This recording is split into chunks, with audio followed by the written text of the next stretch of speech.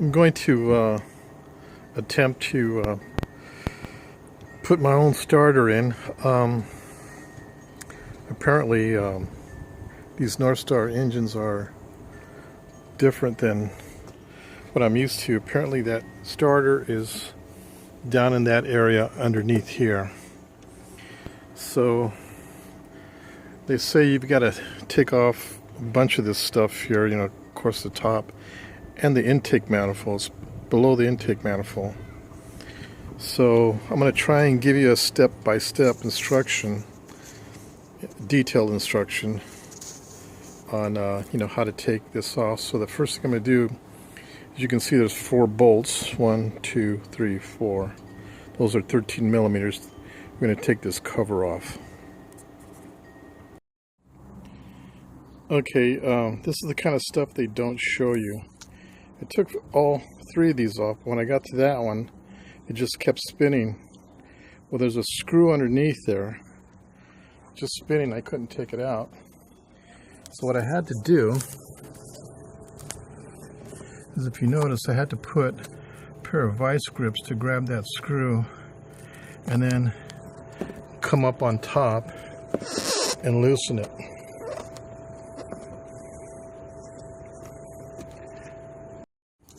Okay, I got the cover off. It just comes straight up. So I just wanted to show you what I had to do. Is I had to put a pair of vice grips underneath that to hold it.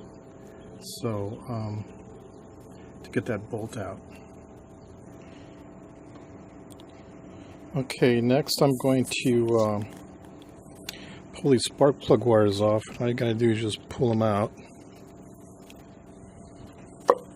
2, 3, 4. So what I'm going to do is, so I remember, probably going to put some tape on there, mark each one where they go. You know, I don't know how much this stuff I'm going to have to take off, but I'm sure I'm going to forget where these plugs go. So I'm going to tape them and number them. You can see there's numbers on here. It's 2, 4, 6, and 8. So I'm going to mark the wires that way. Okay, I guess you can see I got them numbered. I'm just going to put them towards the back, out of the way. Now I don't have to worry about them, you know, being, you know, I don't have to think about the sequence. It's already taped on as long as I match the numbers. Okay, what we're going to do is we're going to take this out. So anything that's connected or in the way of this thing, we need to remove it so we can, because this lifts, you know, straight up. So here's your fuel line. You got to take that cap off and depressurize it. All these lines here, water lines, anything, just take it off. Okay, so I'm removing this. Looks like it's the PVC valve. It just pops right out. Okay, let's set this aside. Made a little table here. As you're taking parts off, you know, examine them, see if there's anything broken or cracked.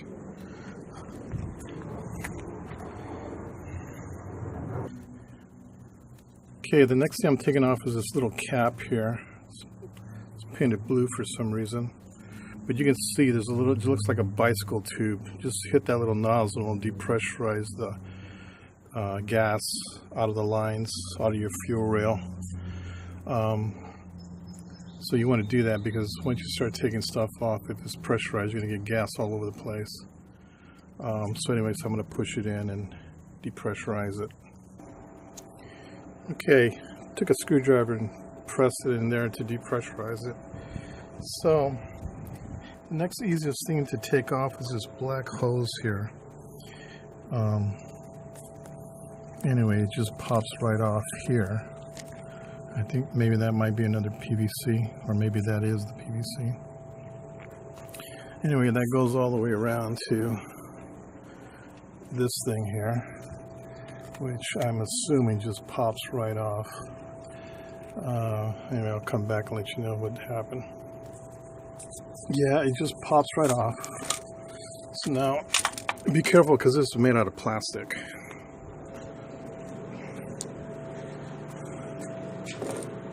I think all the stuff in here is made out of plastic. Okay, the next easiest thing to take off is this plug here. Looks like I can just twist it off, and it goes to here.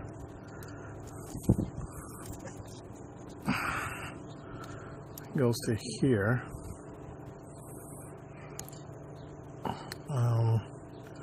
Anyway, I'm going to pull it off. Okay, that part came off, pretty easy. Anyway, it was plugged there, and of course it was plugged on this thing here. Yeah, this thing here. So anyways, I just unplugged it. Going to unplug this plug next. That's for the fuel rail for the fuel injectors. So I'll unplug that. Okay, I noticed that I didn't have to take these plugs off. So if I unscrew the fuel rail, these 4 bolts here, I believe it just pop right up and then get it out of the way. And then I've got 6 bolts here to remove the intake manifold, and hopefully nothing's in the way. What I am going to have a hassle with is these fuel lines. There's a special tool which I'll show you here in a second that you need to use to take that apart. I've never used it, but I've seen on YouTube how you use it, so I'll try that, see what happens. Okay, as you can see, I took off that 10mm bolt there that's connected to the fuel rail. You can see the one on the bottom's got a clip on this fuel line there. See, the one on the bottom's got a clip. Top one had one too. All you got to do is pull up and it comes off. Don't lose it. You pull up on it and then slide it out. So here's that tool. All you got to do is just Harbor Freight, 10 bucks. Anyway, you put it in the line, and then you clamp around the line, and then you push in. At the same time, you push out, and it releases it.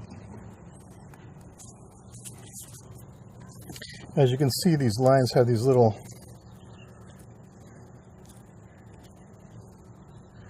teeth in it, and that's what you're pushing in.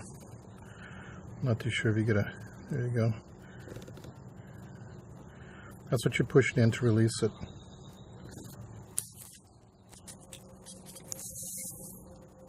Okay, next I'm going to remove this hose here, just a clamp, slide it out. It looks like it goes to the brake cylinder here. So anyway, just take that off, just take some pliers and slide it back and then pull it out. Again, be careful with this, any parts that are connected to this, because this thing is plastic and you don't want to break anything.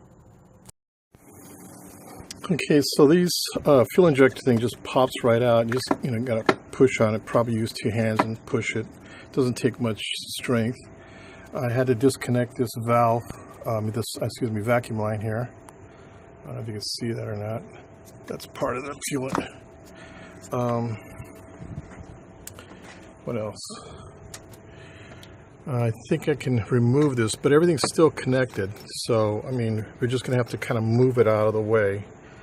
I'm going to take off this. You can't really leave the fuel rail in there, so it comes out all together all at once, because there's bolts underneath the fuel rail. So you're going to have to, remove the fuel rail up so you can access those bolts. Again, there's, I believe, 6 of them, and they're number 10 socket nuts, or you're going to have to use a number 10 socket. Okay, so I took the fuel rail out and just laid it over like that. I may have to clean these fuel injectors a little bit. Anyway, so I unplugged this. I need to unplug this. I need to take these two cables out. I think there's another plug here. I might have to take this off. And of course, the mass airflow. Might have, obviously, going to have to take that off. And I think that's it. So I've got 1, 2, 3, 4,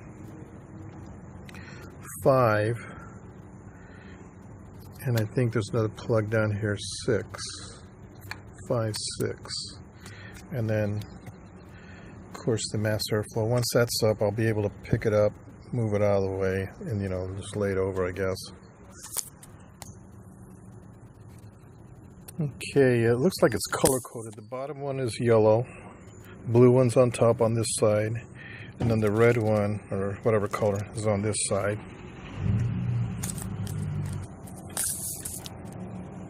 Okay, remove the mass airflow filter cover. Of course, I told you about the plugs already. Taking this off now. It's a 1/2 inch bolt.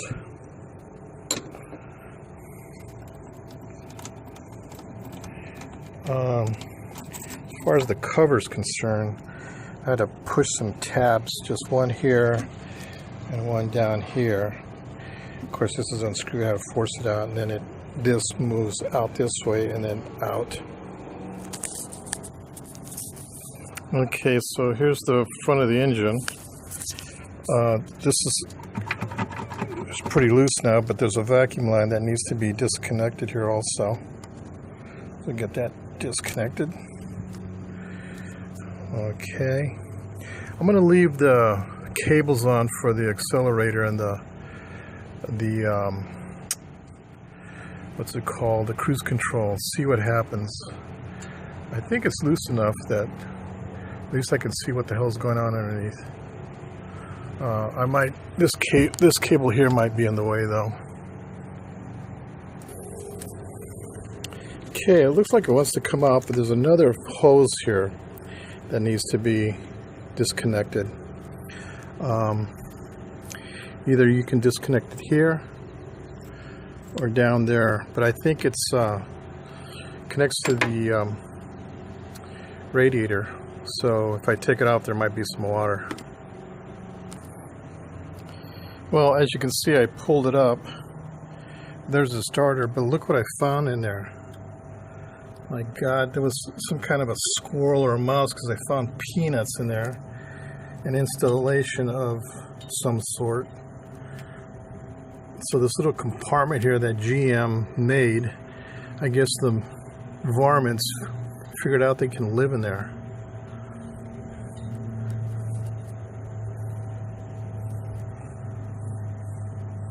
So I'm going to vacuum all this stuff out. Of course, it's going to need new gaskets.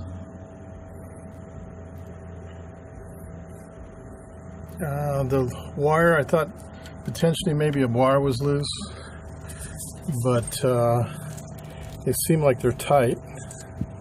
The positive side, at least I heard one guy say, but his was loose. So anyway, vacuum this out, clean it up, and then start looking at pulling this starter out.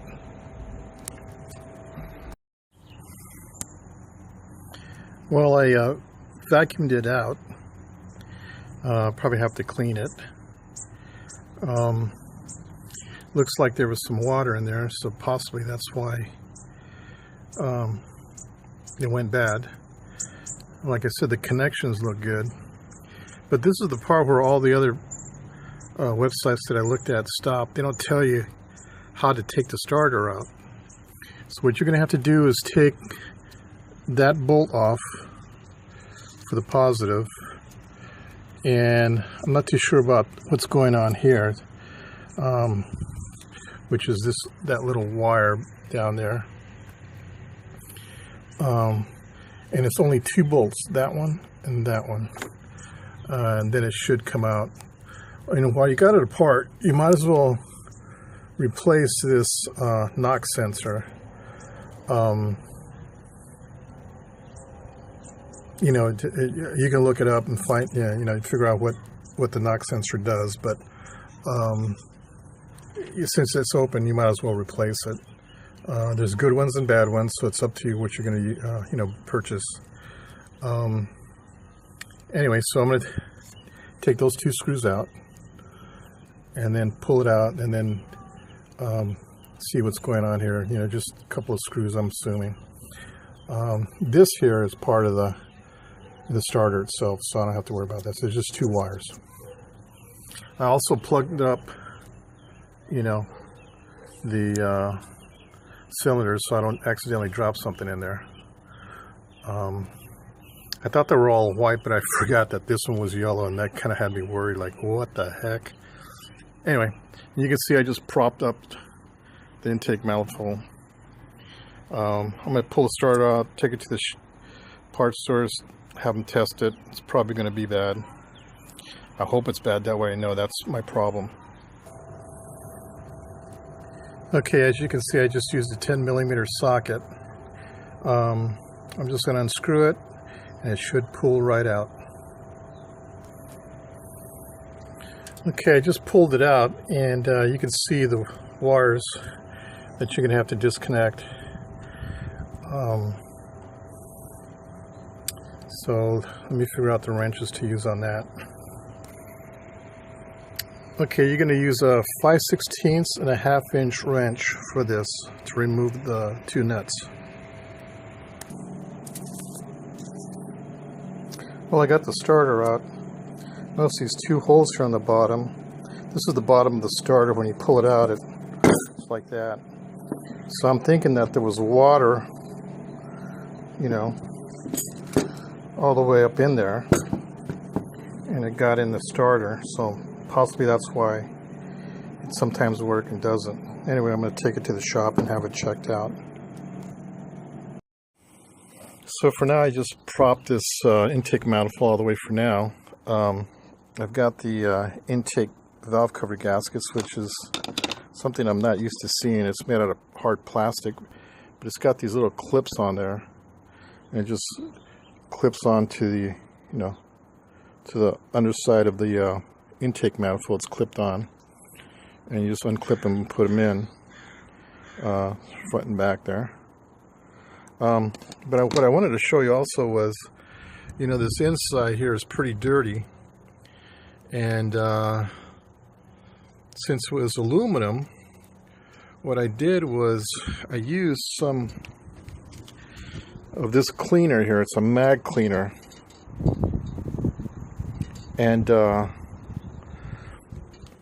I sprayed this stuff in here, and then you know, got it really soaked really good with it, sprayed it, and I wiped it, and you can see already how in this little section here how clean it is compared to there and there.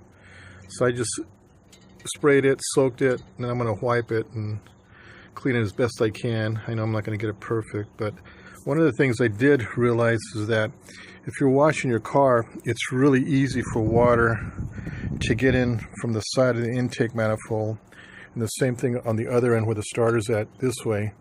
So you want to be careful when spraying water, because you will create a well here of water, and that starter sits really low, and that water ain't going nowhere. The starter itself that I got is under here, and on the back side you can see it's enclosed. The other starter that I pulled out, for some reason, had a hole in it here, cut out, and you know, that's the bottom of the starter, and you know, there was a hole cut out here, and it was sitting like that, and the water, you know, raises up to at least the halfway point. The water was going in there. So I don't know if they made them that way, if the factory made them that way, but make sure when you buy your starter is to make sure there's no holes in it. And of course, be careful when you're washing your car that you don't get any water in that area. I just put this ruler or this level here for now just to hold this thing out of the way. I didn't take off the speed cables and stuff like that. I'll walk around here. The speed cable, and also, so you can see the speed cables are still attached here. And I also didn't take out this radiator holes that goes to this tube here. As you can see, this one here, and it goes to there. So hopefully I can do it without removing the, the intake manifold and the, the mass airflow and all the cabling and stuff. So that should save some time. Hopefully I can clean it up a little better too. Okay, as you can see, the where the gasket sits in here on the heads, you can see how dirty it was. I got to clean all that up. I use the same stuff, but leave the rag in there because this stuff is caustic. Once you clean it, use a rag. Keep turning your rag so nothing, obviously goes into the intake portion, port, exhaust port, or whatever. But anyway, try not to get anything to drop in there.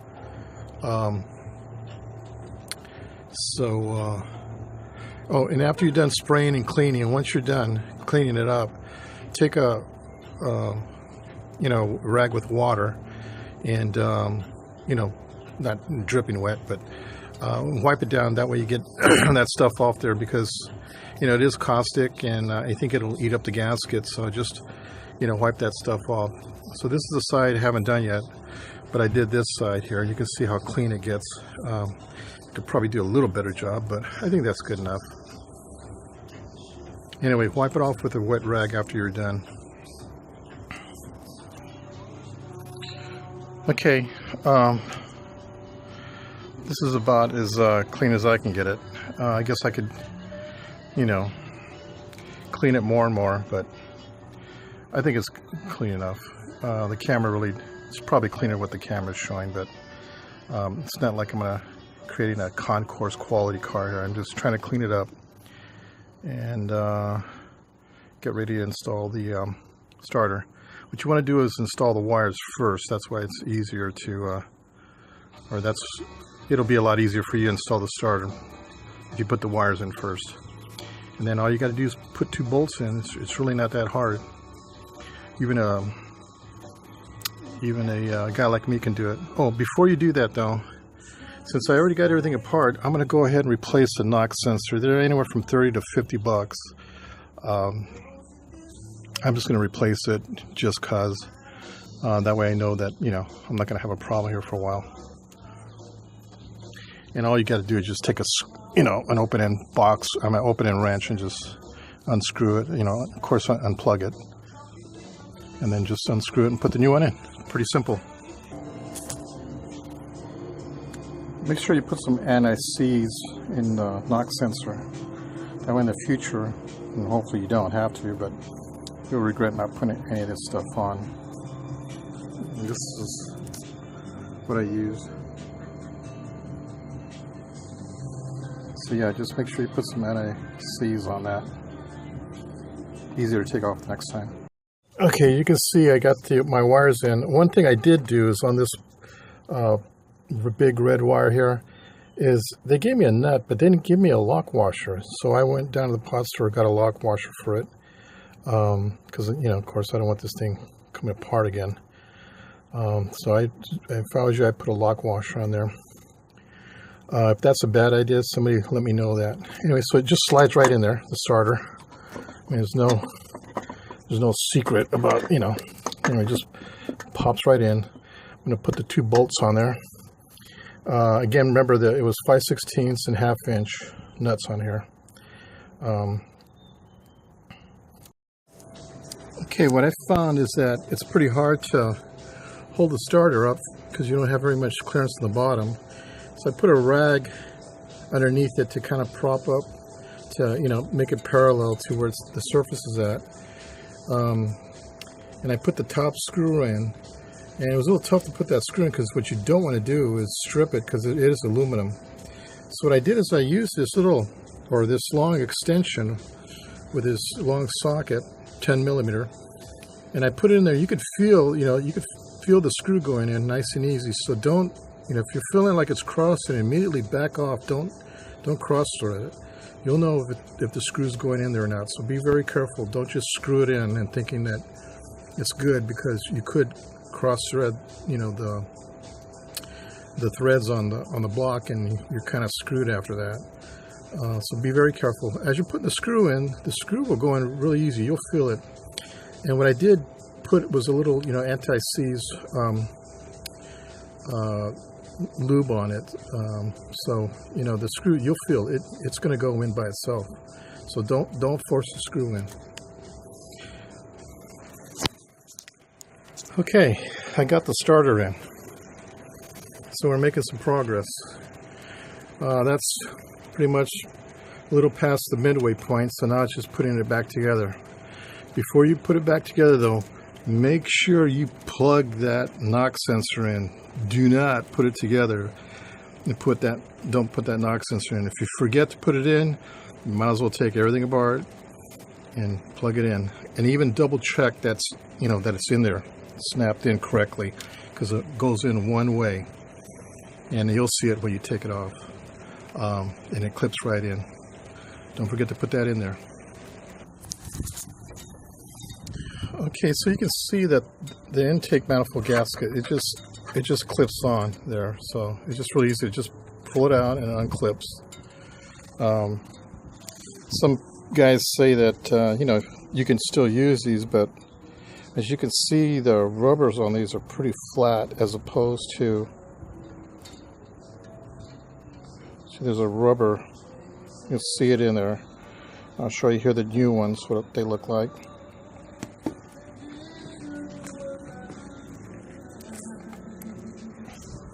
Okay, here's the new ones, what they look like. You can see how that rubber sticks up on both sides. So, $40. Don't be cheap about it. If you don't want to do this again, just put new ones in. You can probably find them cheaper on eBay. Okay, got the manifold gaskets clipped in there. You don't have to put any special sealing or anything out like that. Ready to take those rags out, clean the surface. I'm probably going to go over it with a little lacquer thinner and install the intake manifold. Okay, I just wanted to say, once I lowered the intake manifold in, making sure that the gaskets were clipped in and not falling off. As I slid it down, I was trying to position it and make sure that the screw holes were aligned, And when I moved it around, the manifold kind of like clicked in, so it knew exactly where it wanted to go. So there must be some pins made in this thing where it knows exactly where to go. So that kind of helped me a little bit. Okay, I'm putting in these 4 bolts. 1, 2, 3, 4. They're the ones with that plastic piece in it. And I believe these are 10 millimeter bolts. Okay, so we got the intake manifold in, like I said, and we put the 6 bolts in. I put some anti-seize on the threads, and it calls out for 8 pounds of pressure. It takes a special torque wrench for that, but I just screwed it down fairly snug. Now we're ready to put the fuel rail in. Okay, the fuel rail's in. All I had to do was just align it to the holes that it goes into, and I just push down. You can only push so far because it bottoms out on this, where the screw goes here. And we're ready to put these screws on, and of course put some anti-seize on it. I'm sure these don't get super tight, probably 8 pounds. That's what I'm going to do. And continue on. Okay, fuel rail's in. Got it screwed in. These screws here. Before I put the fuel rail in, there is this vacuum line here. You probably want to put that in first before you put the fuel rail. I know I'm telling you that now, but once you put this intake, you would have saw it or seen it. So, but it's not that hard to put in. Just slide it in there, plug it in. Okay, I think I'm ready to check all the lines, vacuum lines, all the stuff that gets connected to the mass airflow, and get all that connected before I close it all up. One of the things that I wanted to tell you is this hose here goes to your reservoir for your radiator, and I think it's a return, I'm not too sure, but I was looking on eBay, on YouTube, and they were saying these get clogged up. So since you got everything apart, you probably want to, take it apart, run, some kind of a wire, plastic wire through there. You got a connection here, and then you got a connection over there, and just kind of clean it out, and that'll prevent it, from you having problems. I guess if this gets clogged up, your car will overheat. Mine look good, so I'm just leaving it the way it is for now. Okay, I'm going to reconnect these fuel lines, and I had to go back on my video and to make sure which ones go where, and it just so happens this yellow one goes on top. If you don't have any stickers on here, you probably want to take it off or tape something to tell you that that's one goes on top and which one goes on the bottom. Okay, you want to put this line in. It goes from here all the way down to here before you put this line screwed into here first. So put this in.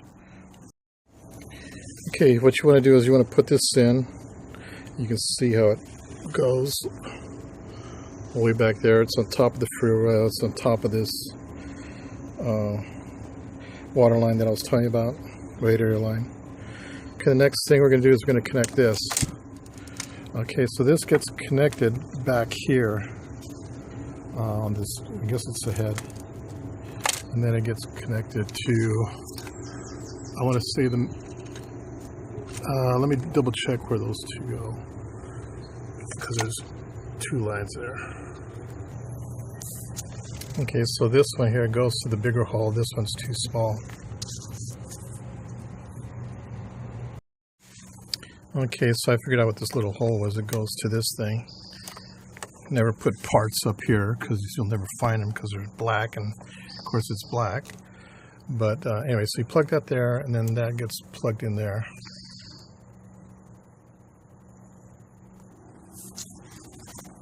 Okay, I put the mass airflow plenum in. Of course, got this connected into the whole mass airflow system here. The thing you don't want to forget though is plug this damn plug in, or you'll be hating life. It ain't gonna run right. Plug it in.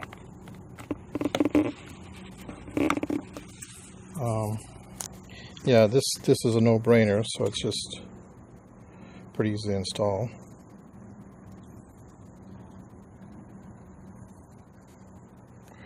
I think we got everything. All we need is that beauty cover put on, but I'm not going to put it on yet. I'm going to connect the battery and fire it up and see what happens. One last thing you want to do is obviously plug in the spark plug wires. And of course we numbered them, so it should be pretty easy to just plug them in and start her up. Okay, the moment of truth. They say you want to turn the key on one time for about 10 seconds, then turn it off, turn the key on, 10 seconds, turn it off, turn it on again, 10 seconds, and apparently it's supposed to fuel pumps, feeding the engine, pressurizing it. Okay, here we go. Oh my God.